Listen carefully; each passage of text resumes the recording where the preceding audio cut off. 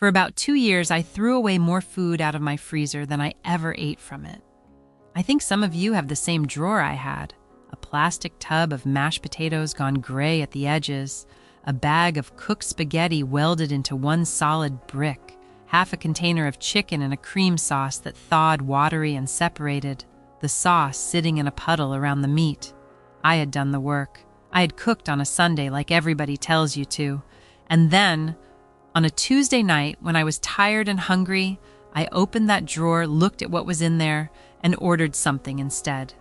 At the end of my last video, I promised I would come back and explain which foods survive a freezer and which ones quietly fall apart in there.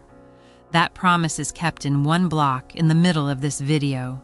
But I did not want to hand you a lecture with nothing to eat at the end of it, so it is wrapped inside 12 dishes built for the freezer, portioned for one person, that come back out tasting like food and not like a science experiment.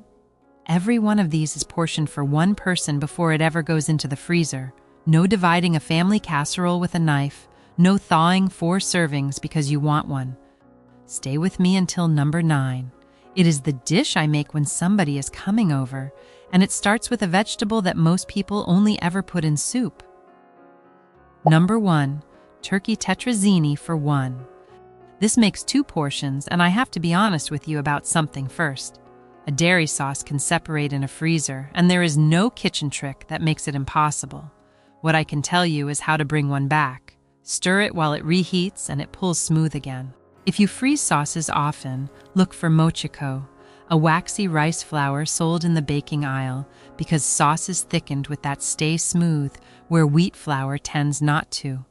Melt 2 tablespoons of butter in a 10-inch skillet over medium heat. Sprinkle in 2 tablespoons of all-purpose flour and stir it for a full minute until it smells like toast rather than raw flour. That minute matters. Skip it, and the sauce carries a chalky taste that freezing makes worse, not better.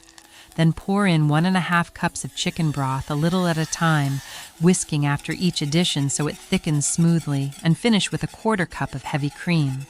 Heavy cream, not milk. The higher fat content separates less. Add 8 ounces of sliced mushrooms that you have already cooked down in a little butter, and about 8 ounces of cooked turkey pulled into bite-sized pieces. Boil 6 ounces of spaghetti 2 minutes short of the package time.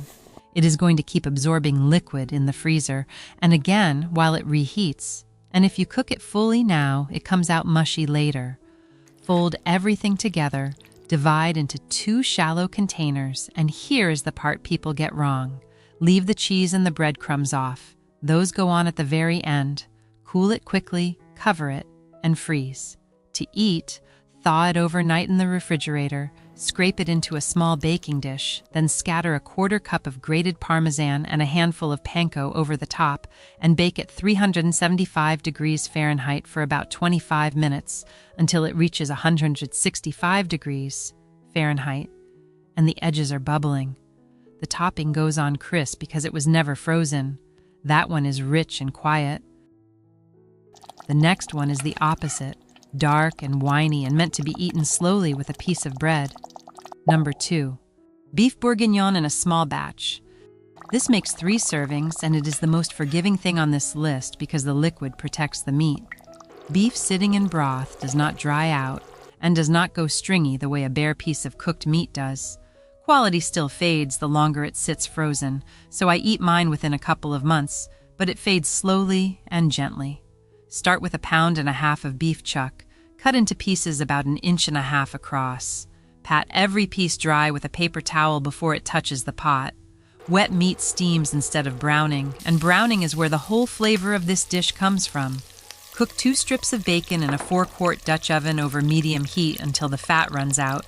Lift the bacon into a small bowl, then brown the beef in that fat in 2 separate batches. 2 batches, not 1. Crowded meat drops the temperature of the pot, and you end up with beef the color of a wet paper bag. Once the beef is out, add 1 chopped onion and 2 sliced carrots to the pot, and stir them around in the drippings for 5 minutes, scraping the stuck brown bits off the bottom as they soften. Those bits are the flavor. Stir in a tablespoon of tomato paste, cook it for 1 minute until it darkens, then pour in 1 cup of red wine and 1 cup of beef broth. Return the beef and bacon, add 2 sprigs of thyme, put the lid on and slide it into a 300-degree Fahrenheit oven for 2.5 to 3 hours. It is done when a piece of beef falls apart against the side of a spoon with no resistance at all. Thaw a container overnight in the refrigerator and warm it gently in a saucepan until it reaches 165 degrees Fahrenheit, or reheat it straight from frozen over low heat with a splash of broth and a lid on. Notice what is not in this pot. No potatoes. I will explain why in the middle of the video, and you will understand why every stew I freeze now is served over potatoes instead of cooked with them. Number 3. Sausage and shrimp jambalaya. This makes 4 servings, and it comes with the most important handling note in this whole video. Slice 6 ounces of andouille sausage into coins about 1/4 inch thick and brown them in a deep skillet over medium heat until the edges curl. Add 1 chopped onion, 1 chopped green bell pepper, and 1 chopped celery stalk, and cook them down for about 6 minutes until the onion turns translucent. Stir in 1 cup of long grain white rice and let it toast in the fat for a minute so the grains stay separate. Pour in 2 cups of chicken broth and 1 can of diced tomatoes, bring it to a simmer, cover it, and cook it on low for about 16 minutes, which is a few minutes short of fully done. Now the shrimp. Do not freeze the shrimp in this. Shrimp that has been cooked, frozen, thawed, and reheated turns into an eraser. Freeze the rice base on its own, and when you reheat a portion, drop 4 or 5 raw shrimp into the hot rice for the last few minutes. The test the FDA gives is the flesh itself, firm and pearly and opaque all the way through, or 145 degrees Fahrenheit on a thermometer. Watch the shrimp rather than the clock, because a jumbo shrimp and a small one are not on the same schedule. Keep frozen shrimp in the main compartment rather than the freezer door, where the temperature swings each time the door opens. And one more thing, because cooked rice is the one ingredient here that will not forgive slow cooling. Spread it out in shallow containers rather than leaving it to cool in the deep pot, and get it into the refrigerator within 2 hours. Rice held warm for hours is a genuine food safety problem, and unlike most problems, reheating does not fix it. Number 4. Chicken tikka masala for 1.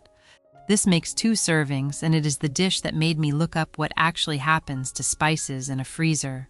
Cut a pound of boneless, skinless chicken thighs into 1.5 inch pieces. Thighs, not breast, because they stay tender through the freeze and reheat where breast meat goes stringy.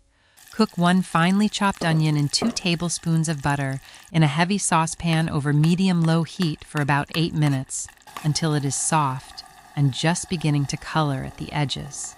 Add a tablespoon of grated fresh ginger and 3 minced garlic cloves and stir for 30 seconds. Only 30, because garlic burns fast and bitter. Now the spices, and here is where I want you to hold back. Add 1 teaspoon of garam masala and 1 teaspoon of ground cumin, which is about half of what you would use if you were eating it tonight. Ground spices, especially curry blends, turn musty and flat in a freezer, and the strong ones like garlic and pepper can turn sharp and bitter instead. So we season lightly now and finish the seasoning later.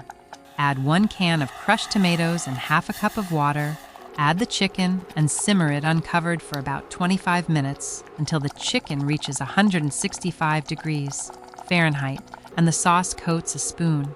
Freeze it exactly like that, with no cream in it, and thaw a portion overnight in the refrigerator before you reheat it. Reheat a portion to 165 degrees Fahrenheit, take it off the heat, and only then stir in a 1/4 cup of heavy cream and another half teaspoon of garam masala. It tastes like you made it that afternoon. I resisted this trick for a long time because it felt like extra work. It is about 40 seconds of extra work, and it is the difference between a good dinner and a dull one. Number 5. Spinach and ricotta stuffed shells.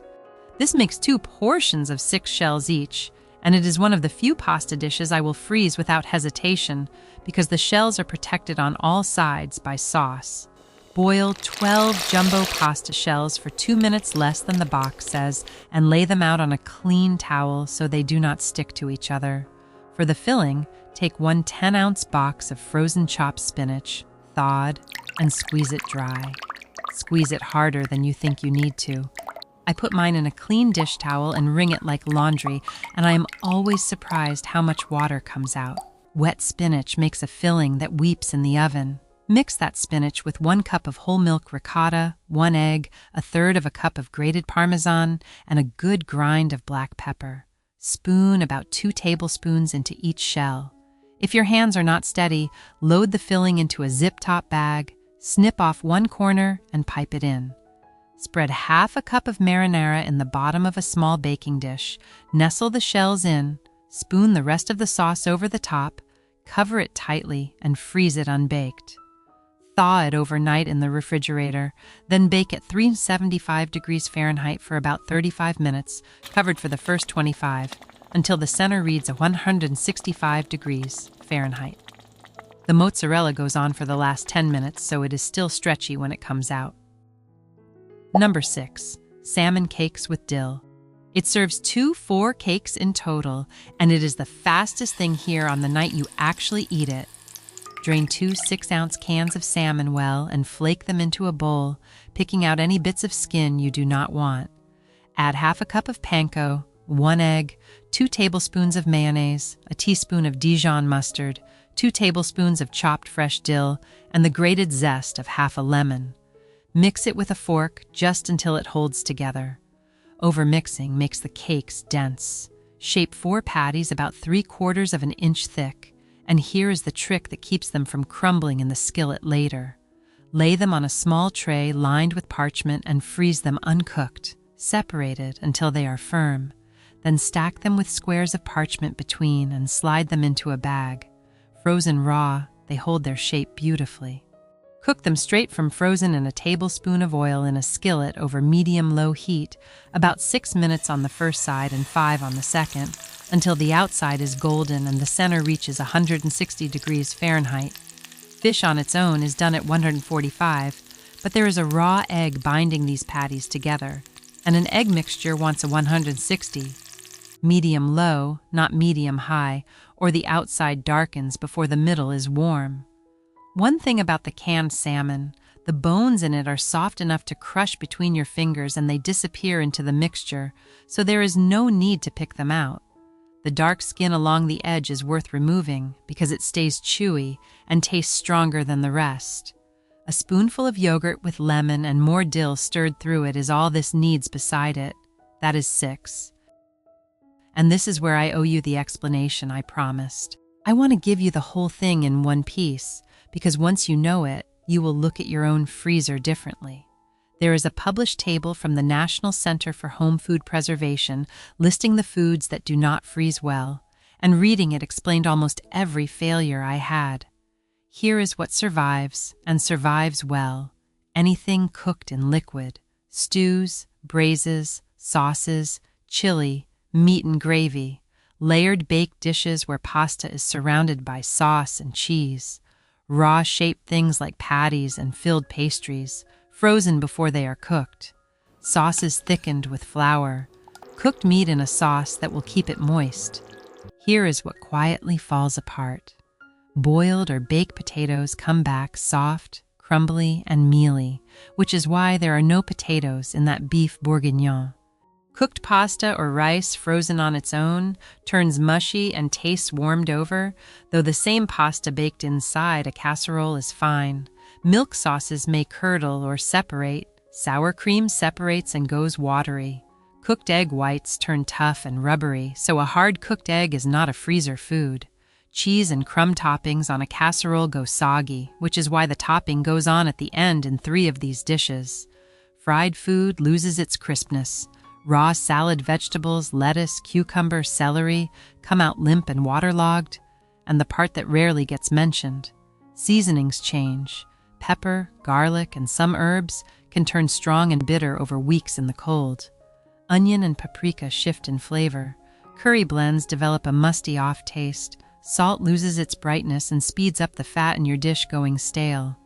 The published advice is to season lightly before freezing and finish the seasoning when you reheat, which is exactly what we did with the tikka masala. 3 handling points, and then we are back to the food. First, cool it fast. Divide it into shallow containers instead of leaving a deep pot on the stove, and get it chilled within 2 hours. Second, thaw it in the refrigerator, in cold water, or in the microwave, and nowhere else. Thawing on the counter puts the outside of the food in the danger zone, while the middle is still frozen. For the cold water method, the food has to be sealed in a leak-proof bag, and the water changed about every 30 minutes, and it goes straight into the pan afterward. Microwave thawing is the same. Cook it right away. Third, and this one saves money. The storage times printed on freezer charts are quality guidelines rather than a safety deadline, and different dishes hold up for different lengths of time. Food kept steadily at 0 degrees. Fahrenheit stays safe indefinitely. A stew may taste flatter at 6 months, but you are not in danger.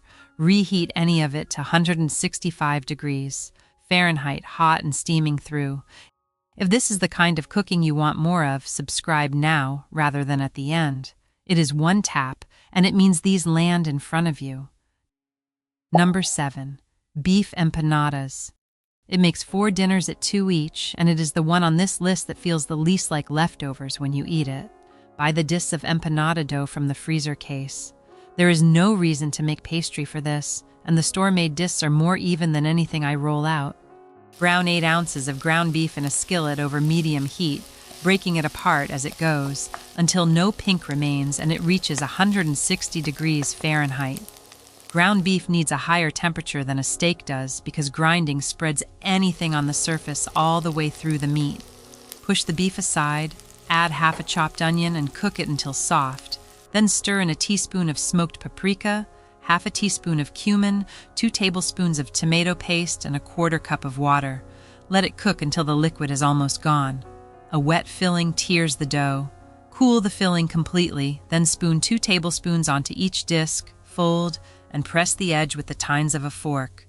Freeze them raw on a tray until firm before bagging them so they do not fuse together. From frozen, they bake at 400 degrees Fahrenheit for about 25 minutes until the pastry is browned and the center reaches 165 degrees Fahrenheit. The beef was already cooked once, so what you are doing now is reheating it. And reheated food wants the higher number. Brush them with a beaten egg first if you want them glossy. Number 8. Pork green chili stew. This serves 4, and it is the dish where I finally stopped fighting the potato problem. Cut 1.5 pounds of pork shoulder into inch pieces, dry them, and brown them in a heavy pot over medium-high heat in 2 batches. Lower the heat, add 1 chopped onion, and let it soften for 5 minutes in the pork fat, scraping the bottom of the pot as you stir. Add 4 minced garlic cloves for 30 seconds, then 2 4-ounce cans of chopped green chilies, a teaspoon of dried oregano, and 3 cups of chicken broth. Simmer it, partly covered, for about 2 hours until the pork shreds under a fork. Now, instead of the potatoes that traditionally go in, stir in 1 drained can of pinto beans in the last 20 minutes. Beans hold their texture through freezing where potatoes turn to paste, and they give you the same soft, starchy body in the bowl. If you want potatoes with it, boil them fresh on the night you eat it and ladle the stew over the top. That is the swap that changed how I cook for the freezer. Number 9. Butternut squash gratin with ham. This serves 2, and it is the one I make when somebody is coming over. Peel a small butternut squash, halve it, scoop out the seeds, and slice it into half moons about 1/4 inch thick. Thin and even matters here because thick slices stay firm while the thin ones around them go to mush. If the squash is hard to cut, pierce it a few times and microwave it for 3 minutes on high, assuming a 1,000-watt oven, to soften the skin, then set it flat on a cutting board and slice down. Do not hold it in your hand. Par roast the slices before they go near the freezer. Spread them on a sheet pan, brush them lightly with oil, and roast at 400 degrees Fahrenheit for about 12 minutes until the edges give under a fork. Winter squash is meant to be cooked before it is frozen, and the short roast also means the gratin bakes evenly instead of leaving hard slices in the middle. Cool them completely. Butter a small oven-safe dish, lay in half the squash, scatter over 4 ounces of diced cooked ham, then the rest of the squash. Whisk together half a cup of heavy cream, a quarter cup of chicken broth, a teaspoon of chopped thyme, and a pinch of nutmeg, and pour it over. Cover it tightly and freeze it. On the day, thaw it overnight in the refrigerator, bake it covered at 375 degrees Fahrenheit for 35 minutes, then uncover it, scatter over half a cup of grated Gruyere, and give it another 15 minutes until the top is browned and a knife slides through the squash with no resistance. The center should read 165 degrees Fahrenheit. Heavy cream is more forgiving here than milk. Lower fat dairy is likelier to separate after freezing, and a stir as it warms through helps either way. Number 10. Eggplant Parmesan for 1. This makes 2 portions, and it is built around a decision I made after ruining it once. Slice 1 medium eggplant into rounds half an inch thick, lay them on a rack, salt both sides, and leave them for 30 minutes. Water will bead on the surface. Blot it away with paper towels. That step is what stands between you and a watery dish. Now do not fry them. Fried foods generally lose their crispness after freezing and thawing, and what comes back is soft and a little greasy. Brush the rounds with olive oil, lay them on a sheet pan, and roast at 425 degrees Fahrenheit for 25 minutes, turning them once until they are collapsed and golden at the edges. Layer them in a small baking dish with a cup and a half of marinara and torn fresh mozzarella, finishing with sauce rather than cheese on top.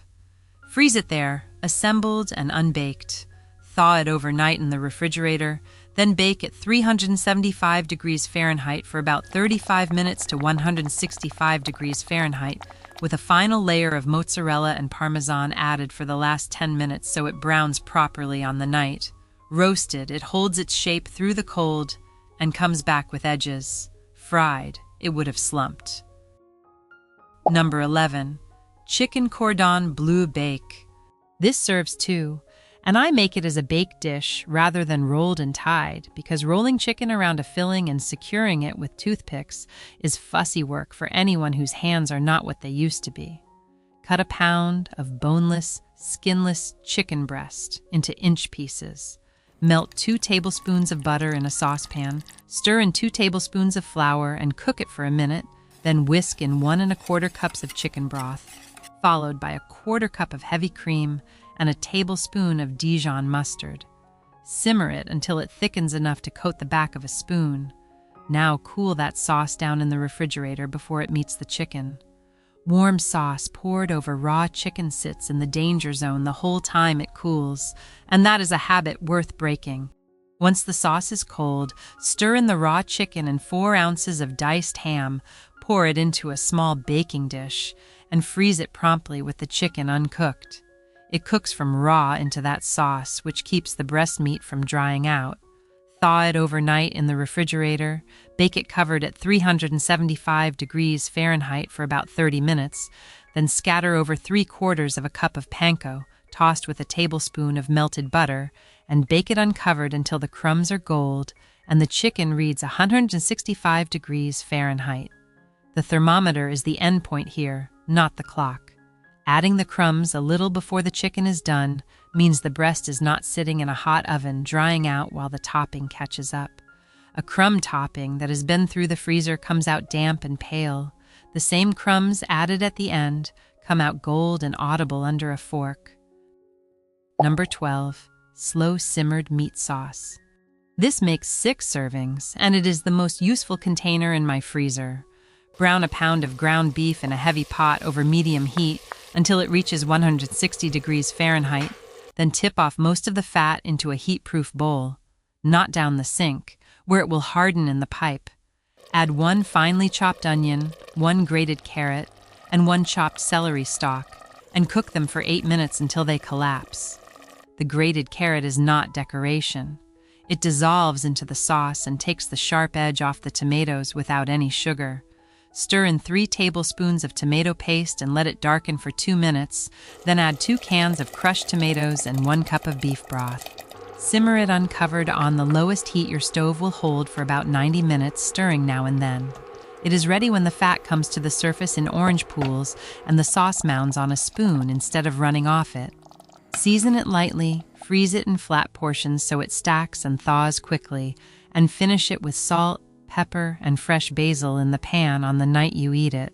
This one is a base rather than a finished plate, and that is the point of it. One container becomes pasta on Monday, a spoonful over a baked potato midweek, and the bottom layer of something baked by the weekend.